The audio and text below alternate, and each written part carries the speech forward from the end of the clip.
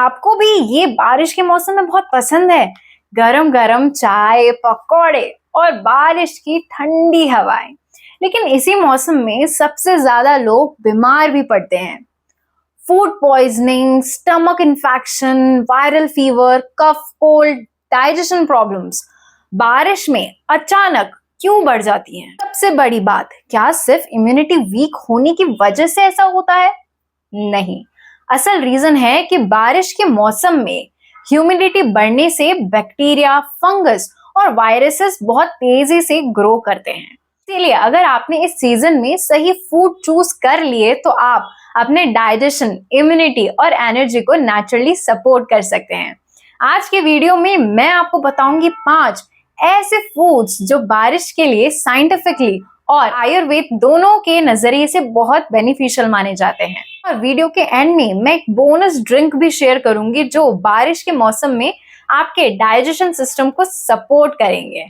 बारिश के लिए अगर एक सुपर फूड चूज करना हो ना तो वो है अदरक। बारिश के मौसम में हमारा डाइजेशन नेचुरली स्लो हो जाता है। इसी वजह से ब्लोटिंग होना, गैस होना और हैवीनेस की प्रॉब्लम कॉमन हो जाती है। साइंस के हिसाब से अदरक में 2 ऐसे एक्टिव कंपाउंड्स होते हैं जो एंटी इंफ्लामेटरी और एंटीऑक्सीडेंट प्रॉपर्टीज रखते हैं। ये डाइजेशन को इंप्रूव करने में और नौजिया कम करने, साथ ही साथ गैस्ट्रिक एम्पटिंग को सपोर्ट करते हैं। आयुर्वेद में अदरक को अग्नि दीपक माना गया है, मतलब ये डाइजेस्टिव फायर को सपोर्ट करती है और आम यानी अनडाइजेस्टेड टॉक्सिन्स के फॉर्मेशन को कम करने में हेल्प करती है। आप फ्रेश अदरक को कसकर वेजिटेबल में डाल सकते हो, दाल में डाल सकते हो, सूप में यूज कर सकते हैं। सुबह या शाम हल्का सा जिंजर टी भी ले सकते हैं। लेकिन अगर किसी को सीवियर एसिडिटी रहती है, स्टमक में अल्सर वगैरह है, तो आप जिंजर को अवॉइड करिए या फिर आप छोटी सी थोड़ी क्वांटिटी में उसको यूज कर सकते हैं। अब दूसरा फूड है हल्दी। और 100% ये हर इंडियन के किचन में मिलती है, लेकिन बारिश में इसका इंपॉर्टेंस और भी बढ़ जाता है। हल्दी का मेन एक्टिव कंपाउंड है करक्यूमिन। ये होता है एंटी इंफ्लामेटरी और एंटीऑक्सीडेंट्स भरपूर।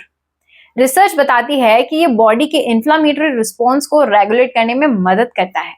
बारिश के मौसम में इन्फेक्शंस का रिस्क बढ़ जाता है और अपनी बैलेंस डाइट का हल्दी को हिस्सा बनाना आपके ओवरऑल हेल्थ और इम्यून फंक्शन को सपोर्ट करता है। आयुर्वेद के हिसाब से हल्दी ब्लड प्यूरिफिकेशन और कफ बैलेंस करने में बहुत ही बेनिफिशियल मानी जाती है। हल्दी को आप दाल में डालिए, सब्जी में डालिए, गरम हल्दी का दूध पीजिए। अगर आपको दूध डाइजेस्ट नहीं होता है तो आप वेजिटेबल सूप में भी इसको ऐड करके इसका सेवन कर सकते हैं। अब आता है तीसरा फूड। मॉनसून में हेवी ऑयली फूड की जगह अगर आप लाइट सीजनल वेजिटेबल चूज करते हो तो बहुत ही अच्छा है। लौकी, तोरई, टिंडे, ये सीजनल वेजिटेबल्स बहुत ही एक्सीलेंट ऑप्शन है। इजीली डाइजेस्टेबल हैं और बॉडी को हाइड्रेशन प्रोवाइड करते हैं। इनमें कैलोरीज भी कम होती है, फाइबर भी अच्छा होता है और डाइजेशन भी बहुत ही इजीली हो जाता है।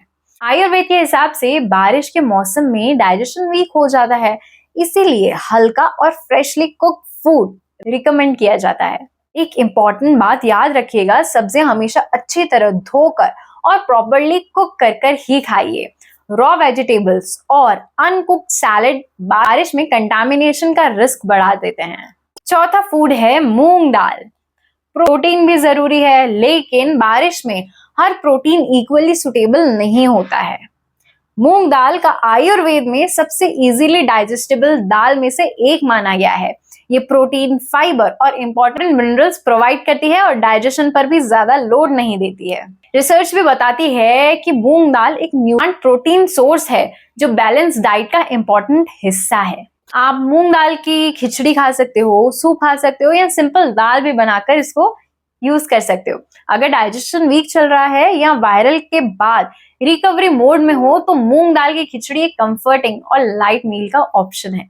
पांचवा फूड है आंवला। आंवला विटामिन सी का एक्सीलेंट नेचुरल सोर्स माना जाता है और इसमें पावरफुल एंटीऑक्सीडेंट्स भी होते हैं।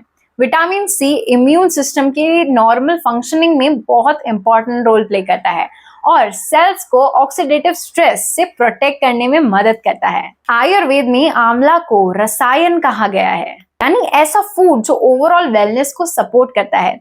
फ्रेश आंवला अगर सीजन के हिसाब से अवेलेबल हो तो बेस्ट है। अगर फ्रेश ना मिले तो आप अनस्वीटेंड आंवला पाउडर या होममेड आंवला प्रिपरेशन भी लिमिटेड क्वांटिटी में यूज की जा सकती है। बात करते हैं बोनस टिप की। एक सिंपल वार्म ड्रिंक बना सकते हैं जिसमें पानी के अंदर थोड़ा सा आपको अदरक लेना है, एक पिंच हल्दी और थोड़ा सा जीरा उबाल लीजिए। इसे चाय की तरह सिप सिप करके पीजिए। ऐसी मैजिकल ड्रिंक है जो आपके डाइजेशन को बहुत ही अच्छे तरीके से सपोर्ट करती है और बारिश में बॉडी को कंफर्टेबल फील कराने में हेल्प करती है। याद रखिए, मॉनसून में क्या नहीं खाना है ये भी उतना ही जरूरी है जितना क्या खाना है। इसीलिए स्ट्रीट फूड्स अवॉइड कीजिए।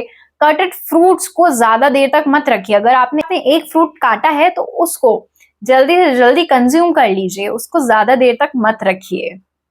अगर आपको बाहर कुछ खाने का मन कर रहा है, ऐसी कोई डिश, तो आप वो घर पर ही बना लीजिए, क्योंकि इस टाइम पे मच्छरों का रिस्क और बैक्टीरिया का रिस्क बढ़ जाता है।